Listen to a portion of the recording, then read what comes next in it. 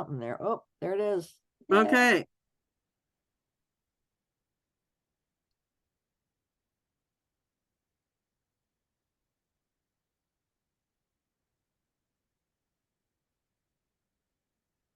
Okay, this is because okay. So Lawyers for Good Government.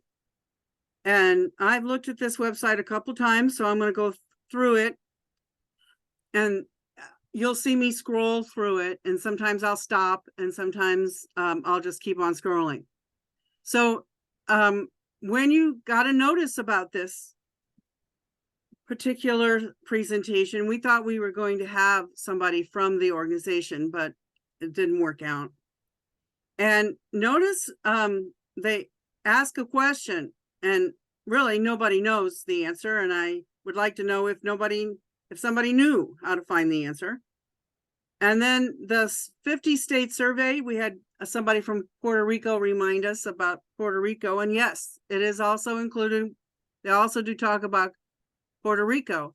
And here's what we're going to talk about a lot is the definition of disadvantaged communities for water infrastructure. But there's a lot more programs that it was used for. And the administration's Justice 40 initiative, you may have heard of that. And so there's this, the water infrastructure came out under what they now call the bipartisan infrastructure law. And the club is doing a lot on the Inflation Reduction Act because it has all the energy stuff. So this goes ahead and it has a nice table of contents and the executive summary, and it mentions those things. It mentions the Inflation Reduction Act, the bipartisan infrastructure law, and lots of more things. And again, they really do at this website. That's another reason I wasn't too sad about them not showing up, is the Biden Justice 40 initiative, because that has a definition of disadvantaged communities. And if you go deep into their website, you'll find out there's a lot of programs that have use disadvantaged communities. So this is one of them that was developed specifically for Justice 40 initiative. And that's, a map, and explore the map, use the map. And so being lawyers, they kind of really do go over this. And I guess this is an important thing to bring up in terms of race. So a lot of studies have been done about what has happened in our society because of different policies like Jim Crow, like redlining. So we've had these presentations before the Supreme Court and shown that they're backing away from using race. So this is the Supreme Court case. So we'll talk about that briefly. So there are lots of nonprofits working on this issue, and this government and Epic is another one, and River Network. And so I'm again on these programs that talk about how these laws and new laws are going to be implemented. And I stay away from Justice 40 because it's not where water is. There's a lot of other good things in there, but not water. And this click also is at the end of this presentation too, I'm pretty sure. So again, okay, so they start explaining what a disadvantaged community is with the word community.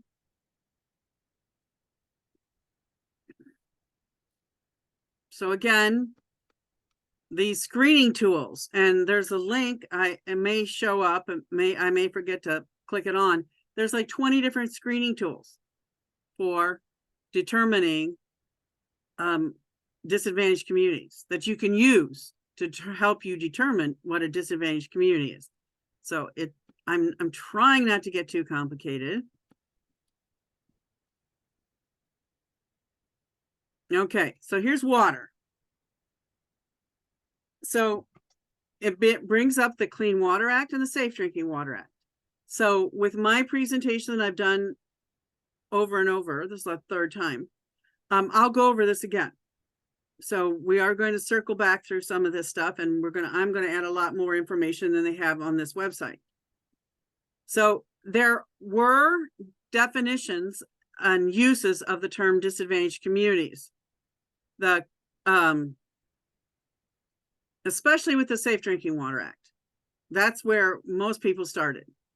The Clean Water Act talked about water affordability, and that was in order to get out of a consent decree. So if you can prove that your community doesn't have affordable water, then you can ask EPA to put off you making the improvements you need to come in compliance with the Clean Water Act. So there were these two concepts out there. And in March of last year, of 2021, I guess, the EPA automatically right away put out some guidance on it. So these guys delve deep, and they're going to talk about red states and purple states and blue states. And but they really never talk about what they think a good what you can use to define a disadvantaged communities. So your state government that hands out state revolving funds, and I'll talk about what that is, was supposed to go through a process to come up with a definition. And I've heard a lot about Wisconsin. I tried to keep in touch with Iowa as much as I could, but this website goes through specific pieces of legislation, which that's great, especially if you have the capacity to deal with state legislatures.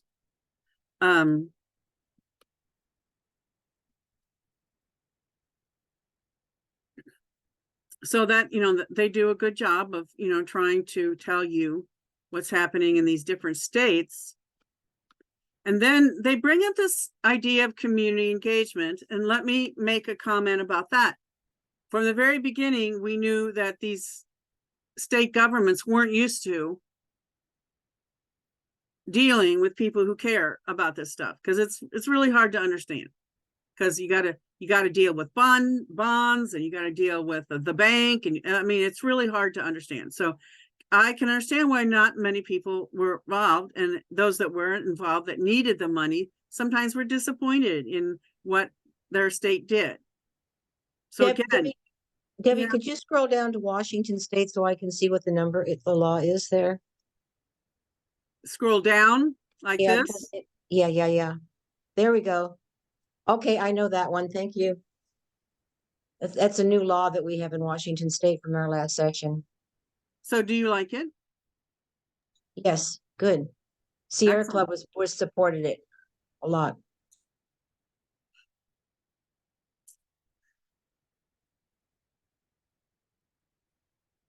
So there were some states that, got on this and did some work like Washington did. So there is lots of information about this.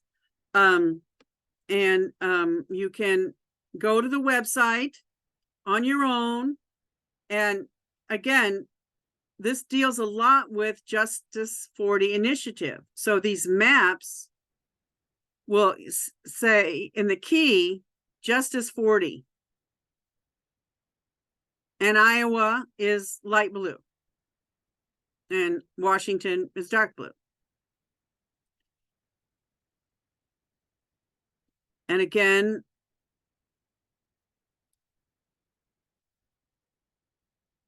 let's see, we got some more maps. Yes, I love maps. So again, in climate and energy, well, we're talking about water. So I don't think they ever really go through, well, they say and water. So if you don't have good climate, energy, or environmental justice, you're not going to get a dark color just for water. And, you know, Iowa likes to say that everybody that applies for money gets it. And I can show you that they have a very elaborate definition of a disadvantaged community.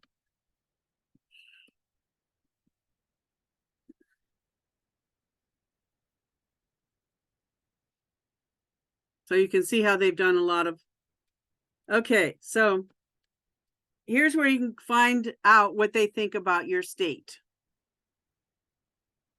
So, you know, Iowa didn't do very good on those maps. So here's what I like about this site. They give you so much information about the state. So if I had, and then they say drinking water, and they don't talk about wastewater, but they don't talk about regulating wastewater. I don't know why, again. And then, so our Iowa Department of Natural Resources, we like to call them the DNR, they deal with drinking water. Well, they also deal with wastewater. So I had one place to go to talk about this stuff, which was an advantage for me. So again, the definitions. Now here's an example of how this website is designed. They look up stuff in the code of that state. So those of you that deal with state regulations know sometimes there's a big jump between what the code does and how the regulations are written. So again, we don't have any mapping tools. They rely on the federal. Implementing of Justice 40. You know, our governor likes to give this money back. So I'm not surprised some of this happened. We did get a climate plan money given back, but we had Cedar Rapids and Des Moines said, we'll do it, even if the state wants to give the money back. So again, we have this one place to go for both clean water and drinking water. And again, here's according to the code, our law. And, you know, I can say that I don't think the worksheet looks like this, that the people have to fill out, the entities that want money. I know the definition that they actually end up and publish doesn't look like any of this. So, you know, I mean, there's some good ideas here. Unemployment, household income. So, I want to show you Oregon, because that's where, see, I think this will work. But yeah. Because Oregon has something completely different than Iowa. And it goes by alphabetical order across.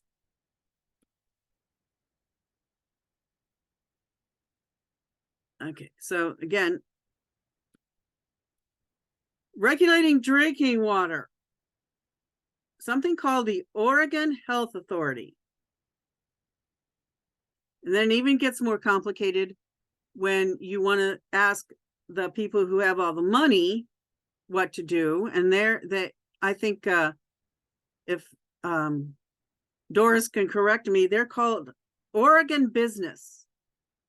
In Iowa, it's called the state revolving. It's called the state fund or something like that. I mean, the word business isn't even in it, so it has really nothing to do with business. So I just like to point out that sometimes it's never easy to understand how a state does stuff. Each state is different, even what they call the regulating entity. And I think that's all for this site. Again,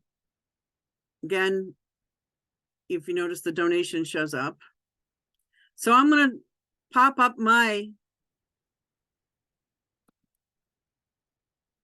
and get it down on my bottom screen here. And the slideshow start from the very beginning.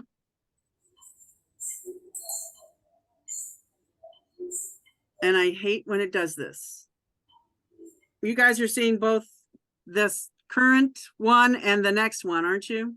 Yes. Yeah, Yeah. well, I'm not gonna, If you go up to the top under display settings, yeah, click that. And then the top thing, swap presenter view and slideshow. Kelly, this is wonderful. Thank you. You're welcome.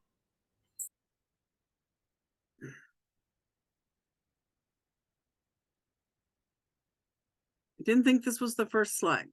Okay, so the aim of the Clean Water Act is to be free from pollution, and the water must be fishable and swimmable. And to that end, we have sewage treatment facilities, stormwater is managed, and we've talked about also, we've had the issue of septic systems. So that's what you're dealing with when you talk about what are we going to fund with the state revolving fund. Safe drinking water. That's my little granddaughter when she was 2 years old. To have safe drinking water, you've got to, process the water, get the water out there with pipes, deliver it to the users. And Julian kind of talked about how all this stuff is the United States old. I mean, he started with 10 years old. I think some places are 100 years old. So this stuff is not glamorous. It's not glamorous like, trying to keep salmon in your stream or keep people not from drinking water, with lead in it. So it takes some patience, I think, to understand it. And here's one of my favorite slides I found. This is one of those straight streams, and got a hare in there, and sometimes he has a fish in his mouth. But what I like to point out about this slide is you see all the concrete to the left and to the right. So that had to be put in there and by somebody, had to be engineered, had to have the money to do it, get the guys out there, get it done. So, civil engineers complain about us not having enough money to do things right. Environmentalists complain about not having enough money to do things right. So along came the bipartisan infrastructure law. So it not only dealt with clean water and safe drinking water, but emerging contaminants and replacing lead service lines. And I took out that slide. So we're going to talk a lot about the state revolving funds, and I want to make sure you guys understand, of course, that there is a difference between clean water, SRF, safe drinking water, SRF. Emerging contaminants can be funded, the program to get rid of them can be funded in either one or both. And then the safe drinking water fund is used for lead service lines, but they try to keep all this money separate. So we're talking about lots of different pots of money. And then at the very last sentence, what even makes it more confusing is that you have the baseline program that they had before, and now they've got something that they call BIL funds. So you just got row after row of information on the plans that the states have. So I had somebody complain, well, they're waiting to give out the Biden infrastructure law. And I said, well, yeah, that's what they're supposed to do. They're not giving it all in one lump sum. So there are lots of changes. And I just, again, know that if you want to try to understand that question is, is the money going to the right place? It's almost an impossible question to answer and Sierra Club doesn't really want to do that. We'll work with specific communities to help them, but we're not going to make some sort of proclamation about what a state's doing in terms of the big question. Is this money going to help the people that need it? Because it's so complicated. So, according to law, they have to have a project priority list, and that's when a state sets criteria for receiving applications. And, you know, David talked about how they have, the state wanting to put in a sewage treatment facility and then dump the water into the ocean. Well, he'd like to see individual homes have these septic systems. You know, I'm just telling you, that's usually the reverse. They usually want to get, you know, they want money, but there are funds in the state revolving funds for septic systems. So he's got a chance. So utilities look at what, you know, the state wants to fund, and then they apply. And then there's something called an intended use plan, an IUP. And that is what goes out for public comment. And some states do that once a year, some states do it quarterly. So the borrower constructs projects and then asks for money. So what I've learned looking at these charts is that a state could receive money one year on the intended use plan, but actually not get it till later when they've done all the stuff they're supposed to do in another year. So again, with state revolving funds, it's a loan situation, and it's when people who can keep track of this money look at what a state does, they think, well, the state is guaranteed this money. It's called a capitalization. Why don't they leverage other money like bonds? So you'll see people talk about bonds when you talk about state revolving funds. What's supposed to happen with the Biden infrastructure law is they're supposed to have grants, supposed to have principal forgiveness. The state match goes down. You can take money off the top to help people with their even applying for funds, technical assistance. So here comes the big challenge of getting a definition of disadvantaged communities. And EPA does not have one definition. They want communities and states to do it. And we've all heard that before with other things.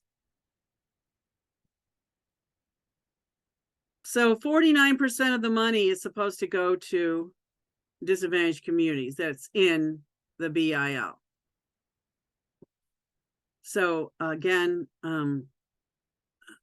it's a hefty job to keep track of where all this money is going, and how much money can we draw out of our fund, because we've got to support the bonds we've issued.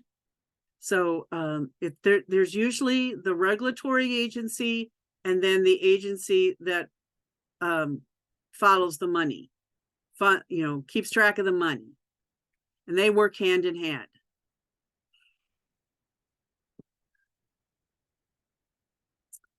So again, using the definition of a disadvantaged communities, you're supposed to hand out principal forgiveness.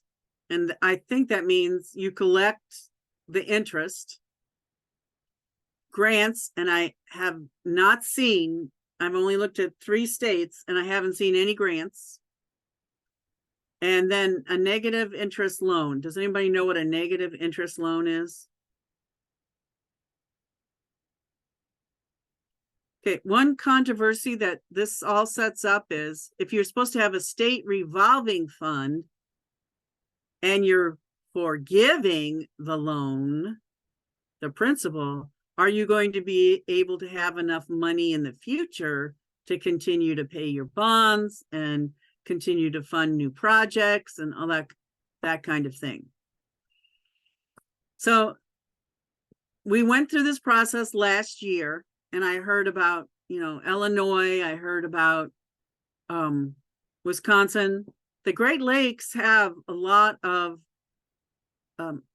non-governmental organizations, NGOs, working on this, and there are foundations that fund this kind of work. And I know I try to make sure that I take advantage of all the work that they're supposed to do and act like a community organizer.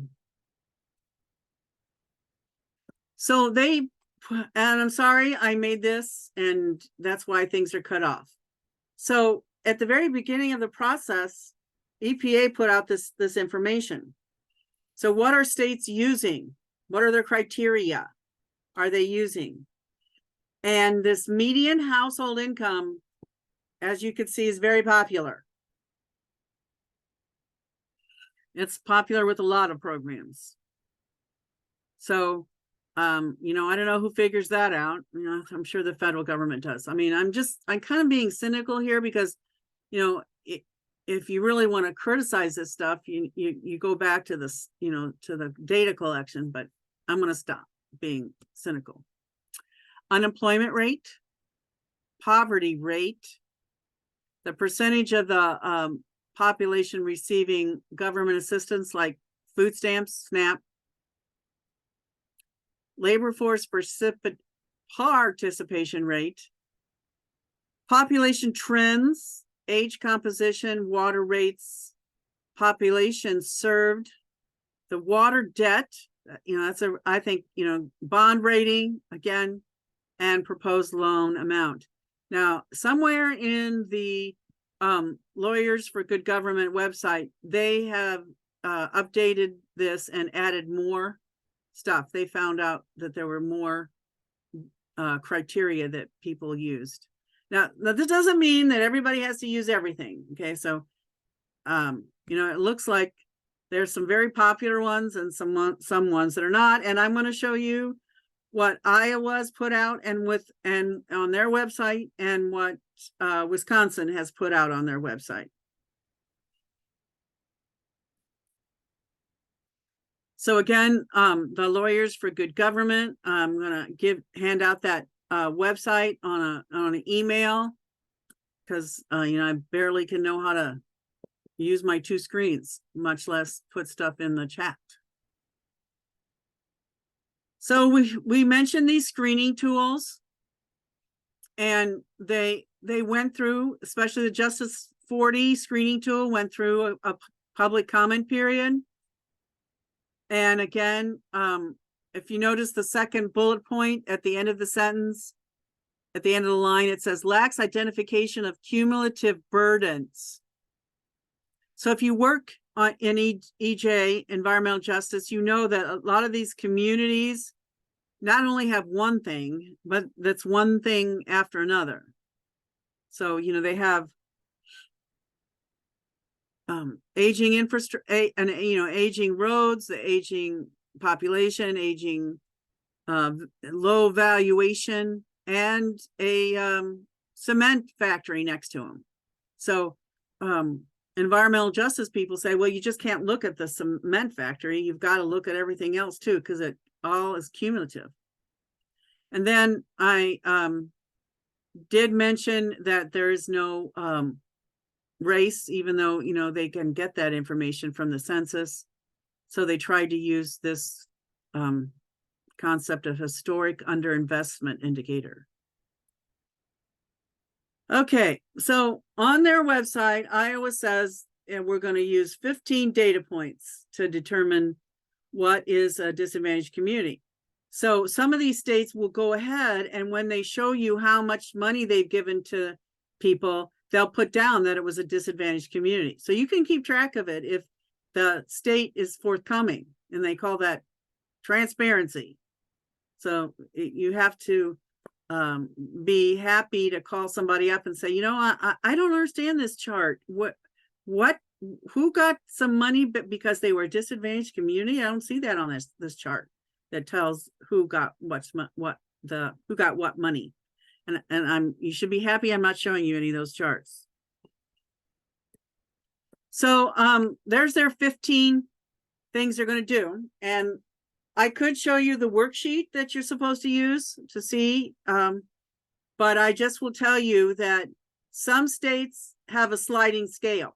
So the lower your median household income is, the more points you have, that kind of thing. So it's not an all or nothing thing, and I think that's good. And so you get you get these point systems, and that's we all don't want to make. We want to make it obvious that there is some mathematical way of determining this. So I've heard Wisconsin, they've got quite an active Milwaukee group, Milwaukee Commons. They've been on a couple presentations I've seen. And they used this, is what I found. Now, it could be other things too, and I just didn't find it. So if I haven't said it enough, each state is different. Some states issue one IUP a year, and some states issue them 4 times a year. So it's a full-time job to keep up with 4 times a year, because you have the use plan published, you have the comment period, and then usually they go before a commission at the state to get it approved. So it is an involved process, and I don't see how there can ever really come up with the answer if all this money is going to the right places.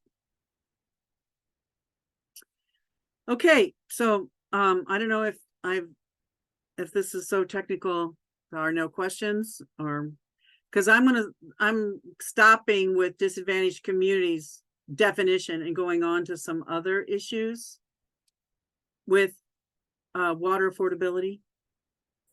So, Debbie, I didn't see any questions. okay. There's a comment. If you're reading the chat, you learn a lot about Massachusetts. Oh yeah, David, I promised I was going to comment on that. I kind of commented on that in terms of David, can I ask you some questions? I want to know. In one of the last presentations, you mentioned innovative advanced septic systems. That's not a professional name. That's just a generic name, right? You feel like your knowledge of better septic systems than dumping the sewage treatment plant effluent into the ocean is a better idea to get great septic systems. Is that, if I understand your opinion?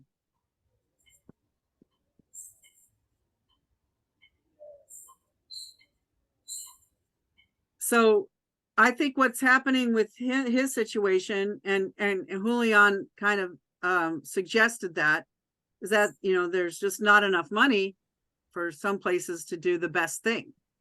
And I know David is a retired oceanographer, so I'm sure he knows the best thing to help his community on Cape Cod.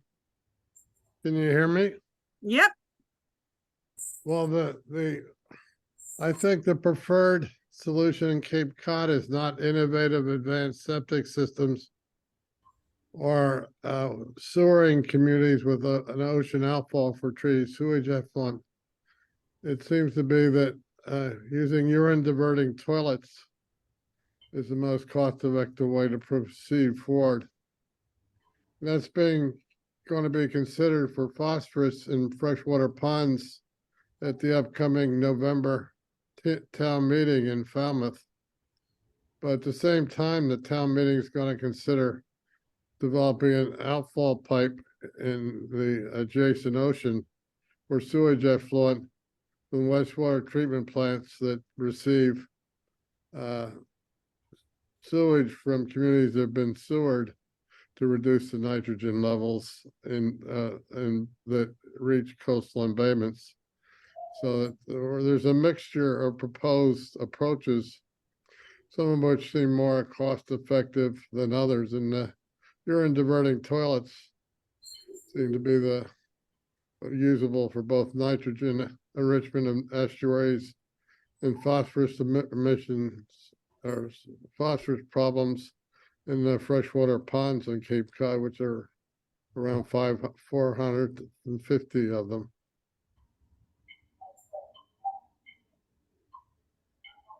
I always enjoy David's comments. I am so glad he shows up for our presentations. The other thing I was going to mention that I put in the comments was that Here in Massachusetts, the Environmental Justice Council is just gotten to the point after their 10th meeting of setting up a committee to define what environmental justice populations definitions are. And they have a separate subcommittee that deals with this Justice 40 approach. And so that we aren't as far advanced in getting information on EJ populations and some of our challenges as you are in Iowa and other places. But there's a pressure to do this because, as you point out, there's money, federal grant money available for both the Infrastructure Act and the IRA proposal. But it appears that a lot of the emphasis in the state is going to be on climate change and not water issues. Thank you. Elaine has her hand up. I do, Debbie, I would like the link on this last slide. I can't copy it. I don't know how to get it. Will you send some of these links? Because you can't go to the link Yeah. directly. Yeah. Thanks. So, yep, sure. I'm trying to go back. I'm gonna send out the link to the, yes, I promised I would, because I don't know how to do that myself. I know. Yeah, but I this is know. another link. These are really wonderful links, and I do want to look at all this stuff. Well, I'll send out the PowerPoint, but you can go to the website of the Lawyers for Good Government. So Yeah, will I I'm- get the VWAP one right now on the screen? The Yeah. low income, well, that'll be there too? Okay, yeah, thank you. so again, I started this whole thing by saying, water affordability is a complicated issue. And if you have natural infrastructure like beavers that's cheaper than, gray stuff, then, you're saving money. If you have a fund that can help communities that have a hard time paying for stuff themselves, that makes their water more affordable.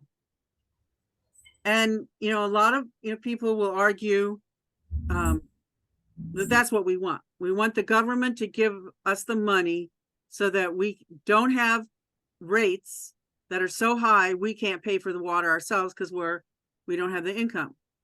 And there's a lot of, I'm just going to comment, Mandy Tirico, I think his name is, he has looked at what Philadelphia did, and he's a University of Wisconsin at Madison, and he came to the conclusion that people are saving a couple dollars a month by signing up for a rate based on income.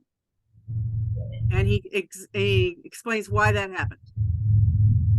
So I think I can't 100% sure say, but I know I'm a little bit more convinced that this is the way to go.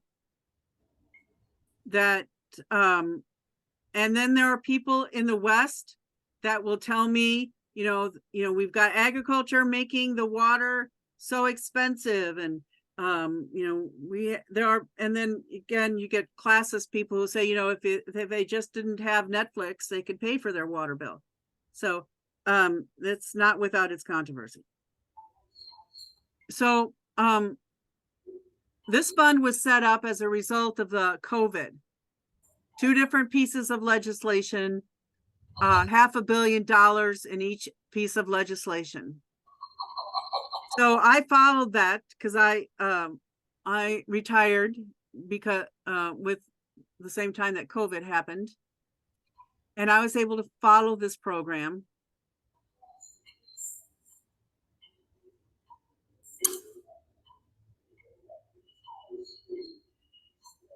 See if I can get some more slides to go. Okay.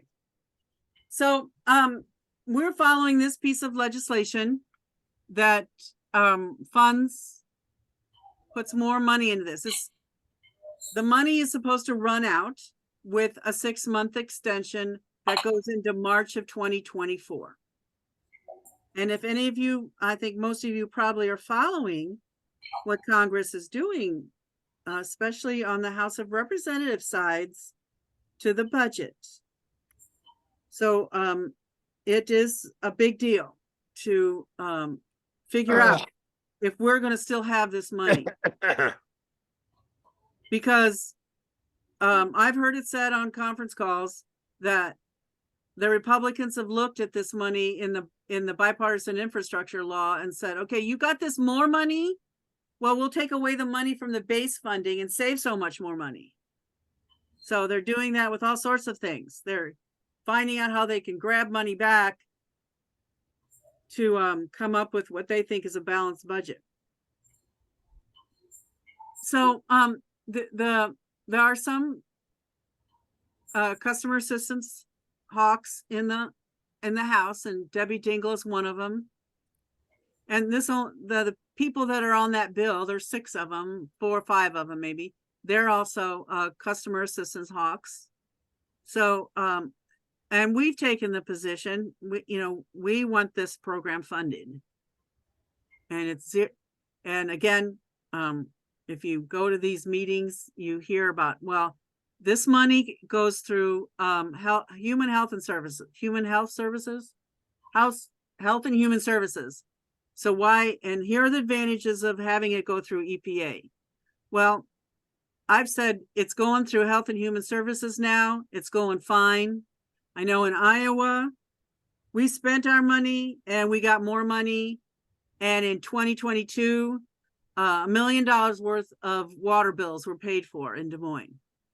So I guess you could see why I would be for the program to continue as it is.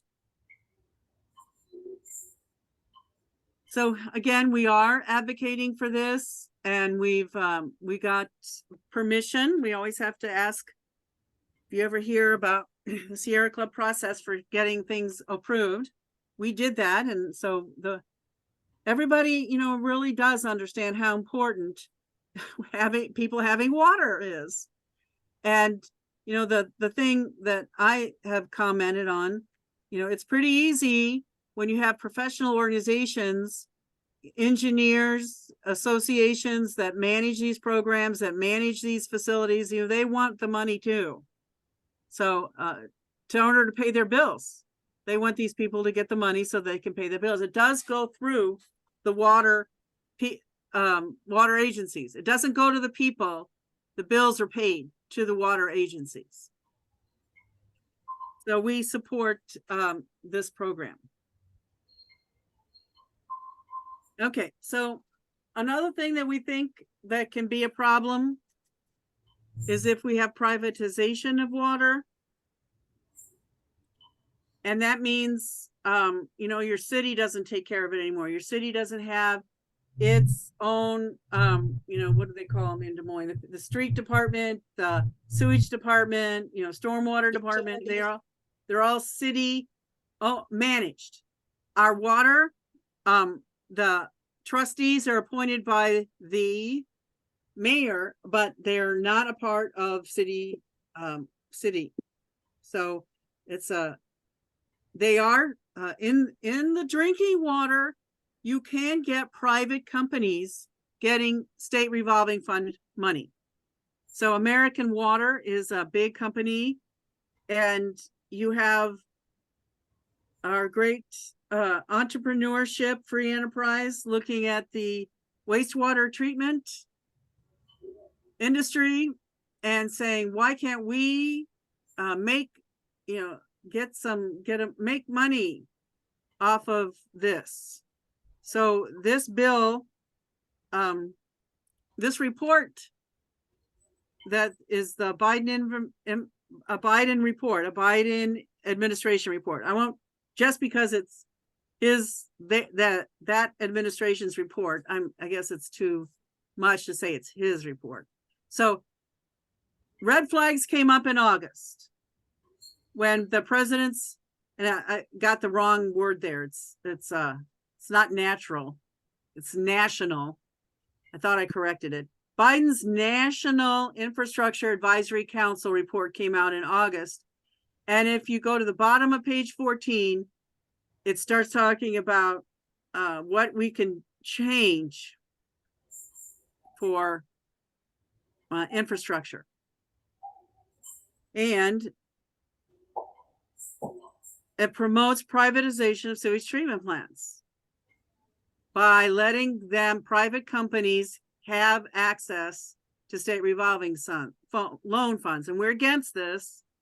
And again, this bill again is sponsored by a Democrat, but he only has like 5 other Democrats and a Republican. So we're not going to alarm people over something, you know, that might not go anywhere, but it's out there. So, you know, sometimes people sneak things in. WRDA is a Water Resources Development Act, known as WRDA. It's usually legislation that funds a lot of the Army Corps of Engineers projects, but people will put in stuff like this, hopefully not change policy, but just fund a sewage treatment plant somewhere in rural America.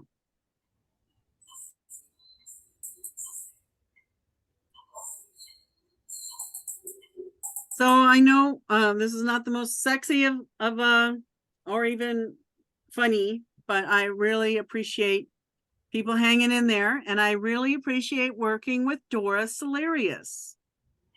So I'm going to stop sharing my screen and hand it over to Doris. Well, Debbie asked me to speak a little bit about one thing the water affordability sub-team does. We work with specific communities and trying to help them get better programs to make sure that water is affordable to all, but especially the disadvantaged. And we've worked with people in several states, Alabama, Pennsylvania.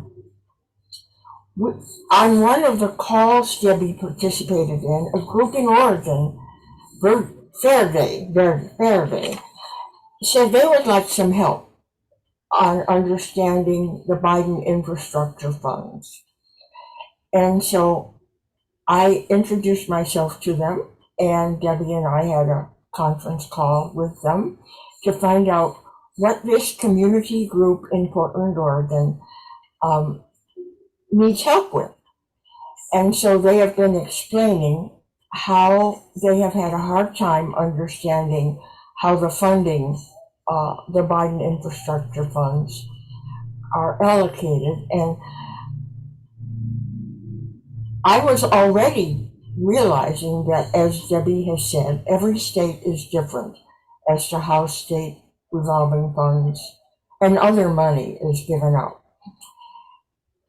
Oregon is very difficult, as this community group learned. You have a very hard time getting them to explain anything because Oregon state revolving funds are managed by the Department of Health, and they are still trying to figure out what to do about all this. And they work closely with another state agency called Business Oregon, the Oregon Economic Development Agency, and they are working together to come up with a definition of a disadvantaged community. And they haven't figured it out yet, but it's very problematic because we have a lot of disadvantaged communities in Oregon who are trying to figure out how they fit into the definition. The revolving funds are for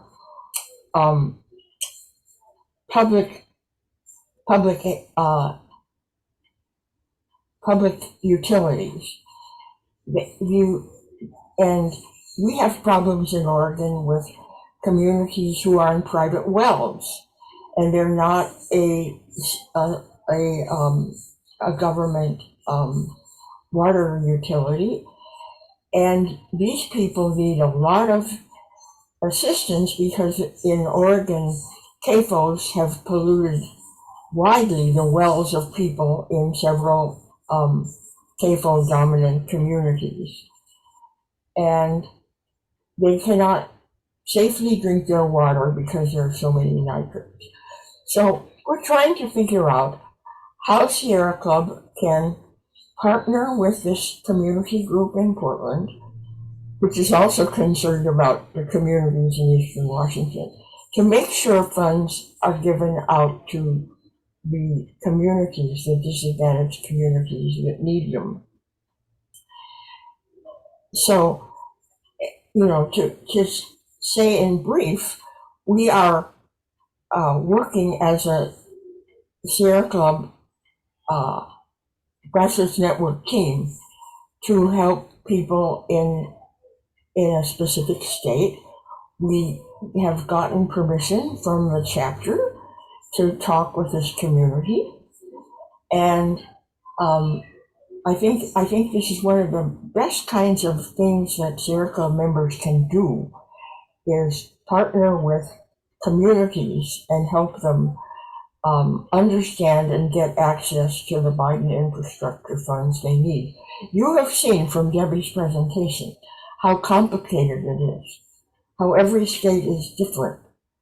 So it shouldn't be too overwhelming, except that we do have, you know, our basic charge to assist these communities in getting what the Biden administration has said it wants. It wants funds to go largely to disadvantaged communities, and we're going to insist on that. Now, I don't have too many specific things to say about Oregon, except that in Portland, there are specific safe drinking water and affordable drinking water problems. Like, it's very difficult to have a water rate that fits your needs. They use this medium household income definition that is totally has no way to address cumulative burdens. And it requires 8 pages of personal financial data to get some help to your water bill. So a lot of people don't use it. And we're trying to help get the city to have more affordable water rates. And they don't want to do what many cities do to promote conservation. They don't believe we should have water rates based on the amount of water you use. They just use a one-size-fits-all rate, and it's not working. We really ought to base water rates on how much people use, because there are rich people who use too much and poor people who don't even know how to figure out all this. So that's what I wanted to say about working with this community group in Oregon, and that I think it's one of the better things we can do. Well, I think we got a lot to work on, and just as far as having them try to do more than just the income for a disadvantaged community. Well, the fact that Oregon is working with its Economic Development Agency to decide who will get the IRA funds troubles me greatly. They pay no attention to environmental justice. It is a way the state promotes economic development. And one solution to the should we call the business promotion of businesses through the IRA is a goal, because cities will contract with businesses to solve the water problems. And that's a good thing, except that we want to make sure that the money goes to water problems, solving water problems that are the worst problems for the disadvantaged people. I think that's a good way to stop, Doris.